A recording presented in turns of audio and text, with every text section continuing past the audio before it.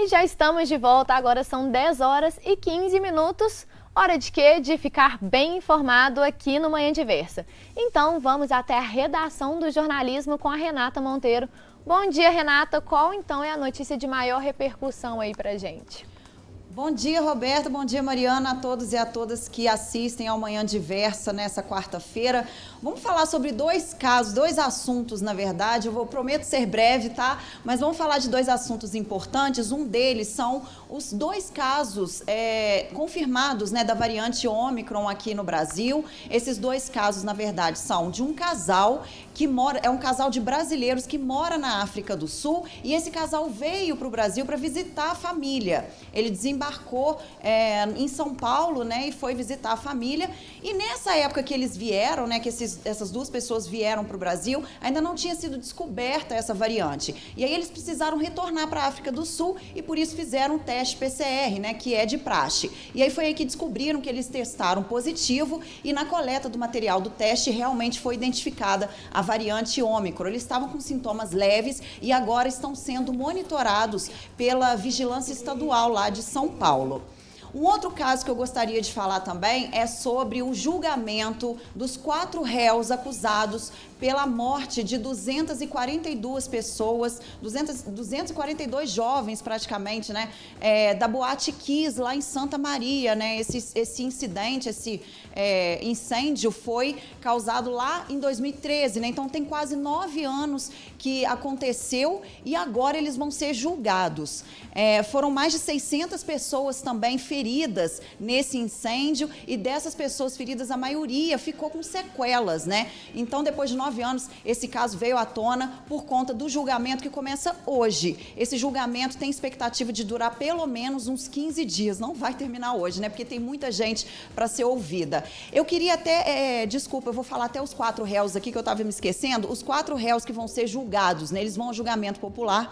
São 2 sócios da Boate Kiss, o músico Marcelo de Jesus e também o produtor cultural da banda Gurizada Fandangueira, que fazia o show, né, da boate no dia do incêndio. Eu queria aproveitar também, meninas, e dar uma dica de leitura, né, que é do livro Todo Dia, a Mesma Noite, da Daniela Arbex, escritora, jornalista, inclusive daqui de Juiz de Fora. Ela foi para Santa Maria, fez um trabalho incrível de investigação, com coleta de depoimentos, tanto dos sobreviventes, né, da Boate Kiss, quanto também dos parentes das vítimas, dessas 242 vítimas.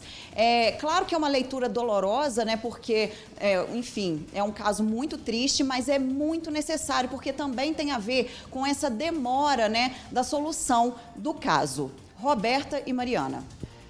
Muito obrigada, Renata, e excelente essa indicação. Esse livro, inclusive, está na minha listinha aí para eu ler no futuro, porque, inclusive, a Daniela Arbex, ela escreveu também lá de Barbacena, né, da minha cidade, o Holocausto Brasileiro. Então, já pego a indicação da Renata, já indico um outro livro aí, e que é uma escrita meio, como ela falou, né, assim, não é fácil, é bastante, assim, ela consegue relatar bastante o sofrimento, mas vamos ver, então, como que fica esse julgamento, né, que depois de 9 anos. Então, assim, muito obrigada, viu, Renata, pela sua participação. Hoje é o Dia Mundial da Luta contra a AIDS, por isso nós vamos continuar o nosso bate-papo aqui no estúdio sobre esse assunto. Quem está aqui com a gente hoje é a Cristiane Soares, que é infectologista. Cristiane, mais uma vez, seja muito bem-vinda e muito obrigada por ter vindo conversar com a gente sobre esse assunto tão importante. E para a gente seguir com o nosso bate-papo, uma notícia boa é que está havendo uma queda na taxa de detecção da AIDS, né? No Brasil, desde 2012, que passou de 21,9 mil por 100 mil habitantes para 17,8 mil por 100 mil habitantes. Ao que se deve isso? Provavelmente, Mariana, ao tratamento. O tratamento antirretroviral é um sucesso desde a década de 90 e cada vez mais estão surgindo drogas com menos efeitos colaterais e que facilitam a vida do portador, porque às vezes é tomada única, diária, né? Então, quer dizer, melhora a qualidade de vida como um todo, né?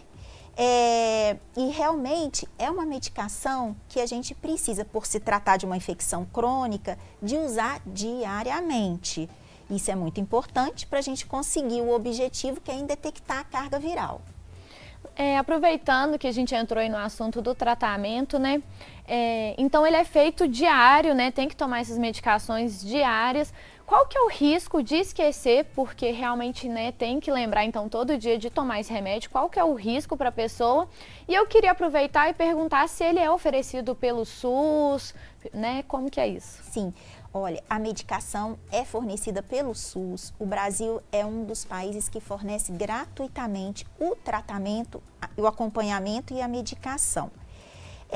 Tem que ser usado diariamente. A gente tem estudos de drogas novas, isso acho que vai chegar para a gente o mais tardar nos próximos anos, mas por se tratar de uma infecção crônica, é muito importante a gente se adaptar no dia a dia, né? Então, deixar separadinho, no lugar que a gente possa ver com mais frequência. Às vezes, aquela forma da gente separar por dia da semana, o número de comprimidos, né? Para não esquecer de tomar diariamente.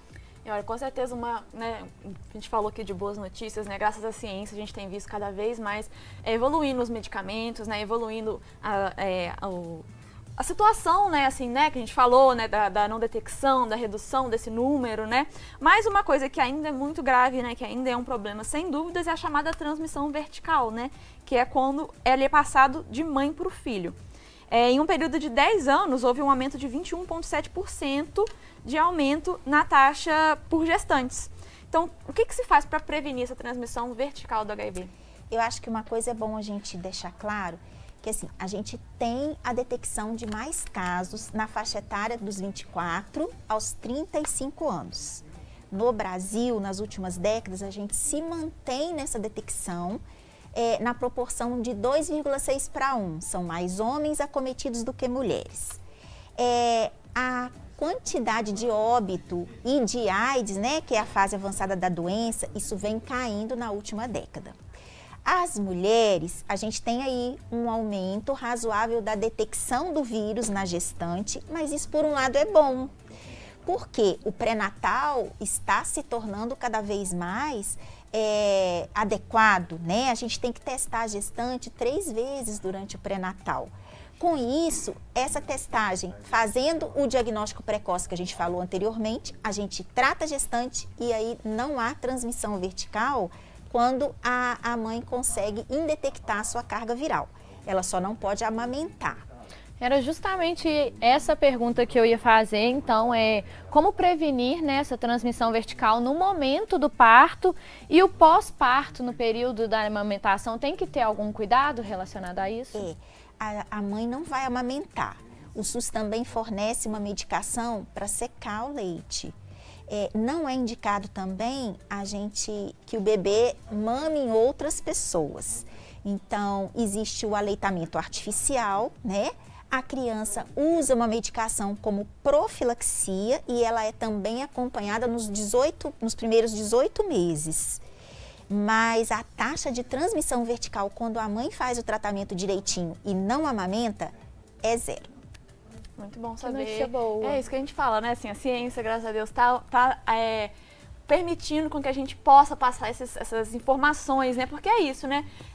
A gente está vendo aí, né? Já tem, né, tantos avanços, né? Tantas boas notícias com relação, né, a essa doença que a gente tem que informar para o público, né? Porque, por um lado, tem toda essa evolução e, por outro lado, ainda existe muita desinformação. Então, assim, né? Tantas evoluções já aconteceram e tem gente que ainda está com aquela mentalidade de quando a doença surgiu lá atrás, né? Então, realmente, é muito positivo a gente poder dar essa informação para o nosso público e essas boas notícias, né? Assim, essa informação para o público poder ter os seus cuidados e fazer o diagnóstico e o tratamento, e também para a informação para o público saber, né, de todos esses avanços, de todas essas informações que são essenciais, né? E agora, seguindo, né, para nossas perguntas, nesses casos, né, com a relação, você já falou um pouco sobre isso, mas com a realização do pré-natal e testagem, isso reduz significativamente o risco de desfechos desfavoráveis para as crianças, você já falou. Mas no caso das crianças que acabam tendo, né, sendo infectadas com vírus, como que é feito, assim, é diferente o tratamento da criança? Como que se lida com essa criança que está infectada? Essa criança tem que iniciar o tratamento o mais precoce possível, Porque as crianças sem tratamento, elas evoluem para a doença muito mais rápido, porque elas têm uma carga de vírus muito maior, sabe? Mas o tratamento até o momento vai ser para o resto da vida. E aí, no caso da criança, é muito importante o amor de quem cuida, porque essa medicação tem que ser fornecida diariamente e nos horários. Com isso, a criança vai ter um desenvolvimento neuropsicomotor normal de qualquer criança.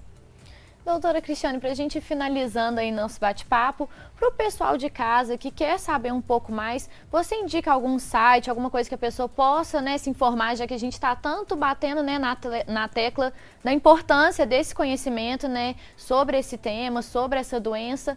Tem algum portal que você indica, alguma página, pode ser livro?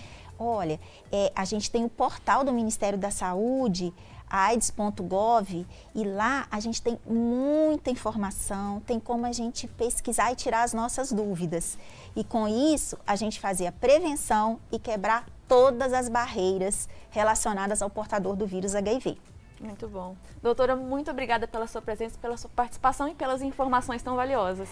Eu que agradeço a oportunidade de estar aqui com vocês. Muito obrigada. Bom dia para todo mundo. Gente que agradece.